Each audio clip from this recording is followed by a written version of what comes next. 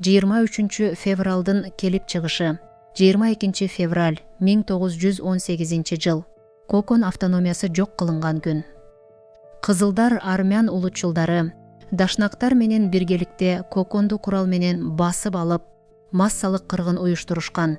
10 миңге жакын жергиликтүү калк кырылганы айтылат.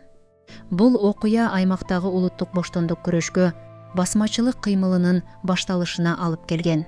Ал эми кызылдар 4 жылдан кийин ушул жана башка эрдиктерин эске алып, 23 февраль Кызыл армия күнү деп белгилей башташкан. Ал эми Кокон автономиясы 1917 жылы ноябрь айынын аягында өткөн жалпы Түркестан мусулмандарынын 4-чү курултайында түптөлгөн.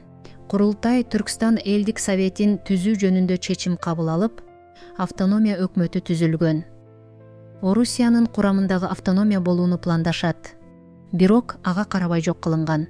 Андан сырткары 1944 жылы дал ушул күнү 500 миң чечен жана ингушту Сталиндин буйругу менен мал салган вагондорго салып, Кыргызстан менен Казакстандын аймагына депортация кылышкан.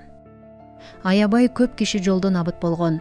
Мына ушундай 23 февралдын тарыхы Алмаз Турдумаматовдун макаласынан пайдаланылды.